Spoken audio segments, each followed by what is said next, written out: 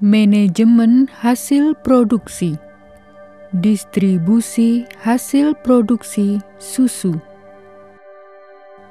Pertumbuhan mikroba dalam susu dipengaruhi oleh makanan, kelembapan, dan utamanya suhu. Mikroba sangat benci pada suhu rendah. Jika suhu semakin rendah, maka pertumbuhan mikroba semakin lambat. Oleh karena itu, susu dan hasil olahannya harus disimpan pada suhu rendah atau didinginkan. Selesai pemerahan, susu harus segera dibawa ke tempat pengumpulan susu atau TPS atau langsung ke tangki pendingin di KUD atau koperasi susu. Menunda pekerjaan ini berarti memberi peluang mikroba untuk berkembang biak dan susu menjadi cepat rusak. Susu segar harus dibawa dengan menggunakan mikan atau ember yang tertutup. Jika wadah susu tidak tertutup, maka susu akan tercemar mikroba. Uji laboratorium atau quality control merupakan bagian terpenting dalam penerimaan susu dari pos-pos penampung.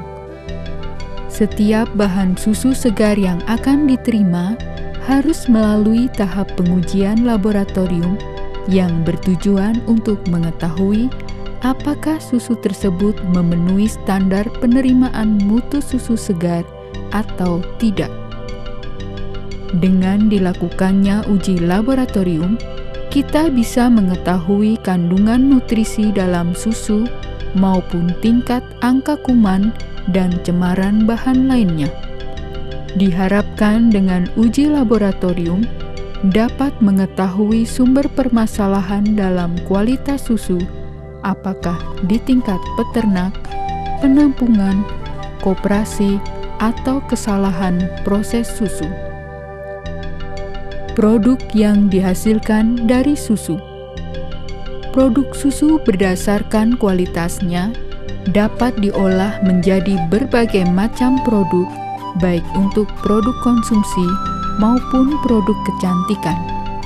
Di antaranya adalah keju, yogurt, sabun mandi susu, kerupuk susu, susu segar, susu bubuk, susu kental manis, dan lain sebagainya.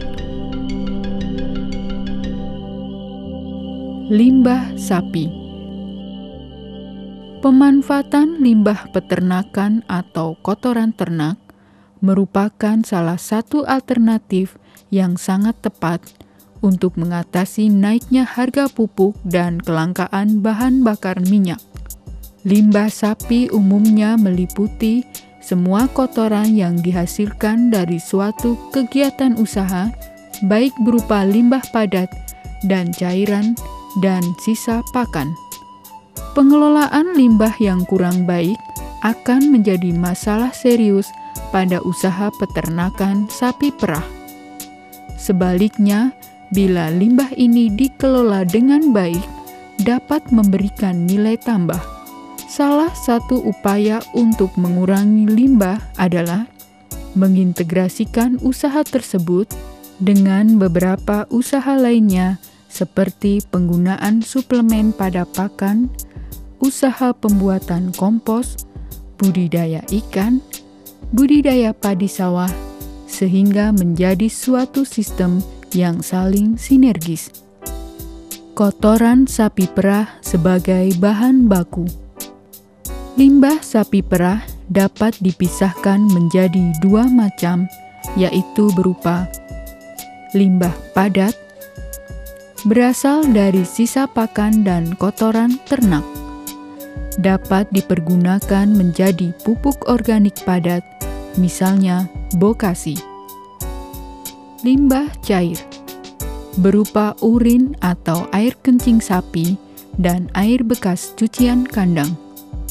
Dapat dipergunakan menjadi pupuk organik cair.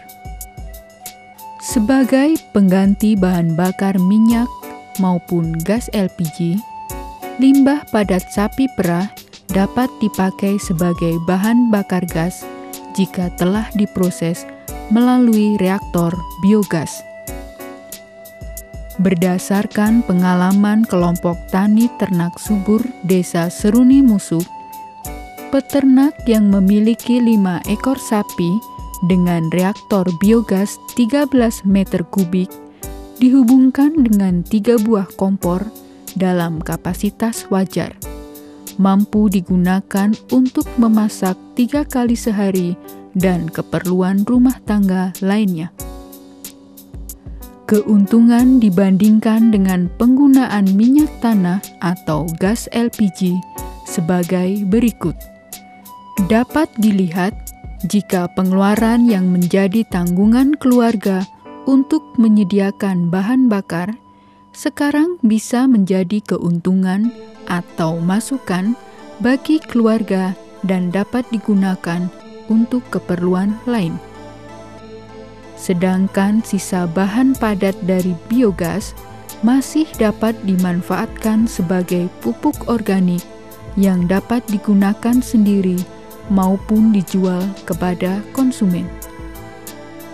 Jika dalam 10 tahun sebagaimana desain reaktor biogas rencanakan, tanpa perlu perawatan, hanya memerlukan pembersihan saja, maka bisa dilihat berapa juta uang peternak dapat ditabung dan berapa keuntungan tambahan jika sisa biogas tersebut dapat dipasarkan pada konsumen pertanian.